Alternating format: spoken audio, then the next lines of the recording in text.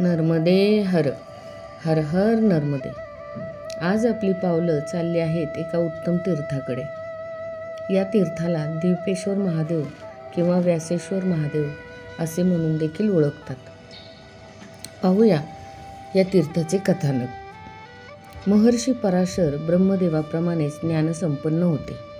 प्रतिसृष्टी निर्माण करणारे होते. त्यांनी वेदरक्षणार्थ सप्तर्षी मंडल तयार केले होते. मात्र त्यांची ही परंपरा कायम राहावी, अधिष्ठाता अधिकारी पुत्र असावा अशी त्यांची इच्छा झाली आणि म्हणून त्यांनी कठोर तपश्चर्या केली. तपाची सांगता होताच ते समुद्रावर स्नानासाठी गेले. सागर तीरावर भगवान शंकराची पार्थिव पूजा केली. पूजा संपन्न झाली आणि त्यांना परतताना एक मत्स्यकन्या दिसली. अतिशय अनुपम आणि अवर्णनीय सौंदर्यवती अशी ती मत्स्यकन्या होती. पराशरांनी तिची चौकशी केली. तिचा निवास, तिचा पिता कोण आणि एका पवित्र कार्यासाठी मला तुझी निवड करायची आहे असे पराशरांनी त्या मत्स्यकन्येस विचारले आणि म्हणून मला तुझ्या पित्याला भेटायचे आहे. हे मनोगत व्यक्त केल्यावर ती मत्स्यकन्या म्हणाली, माझे असे कुणीच नाही, पण आपल्या पवित्र कार्यात व सृष्टी कल्याणार्थ माझी मदत होणार असेल तर माझी संमती आहे. पण माझ्या अंगास दुर्गंधी येते आहे, कारण मी मत्स्यकन्या आहे. तेव्हा पराशर म्हणाले, दैव अनुकूल असले की कर्म अनुकूल घडते. मनात संकल्प झाल्यावरच कार्याची उत्पत्ती होत असते. कुठलेही कार्य कारणाशिवाय घडत नाही, हा सृष्टीचा नियम आहे.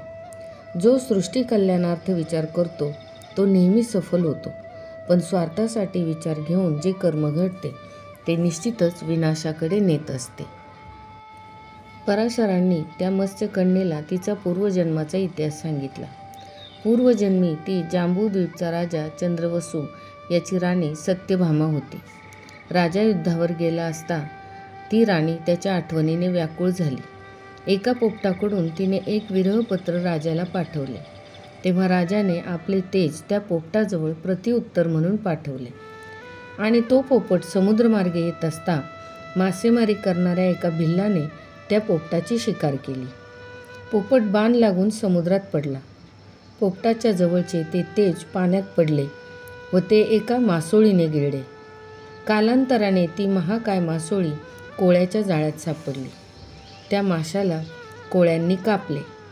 त्याच्या पोटातून ही अतिशय सुंदर अशी मत्स्यकन्या जन्मास आली आणि म्हणूनच तिच्या अंगास माशाचा दुर्गंध येत आहे असे पराशरांनी तिला सांगितले.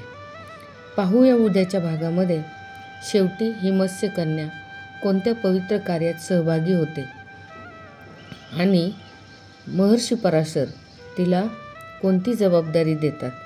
नियतीचे खेळ अनाकलनीय असतात, हेच खरे. नर्मदे हर, हर हर नर्मदे.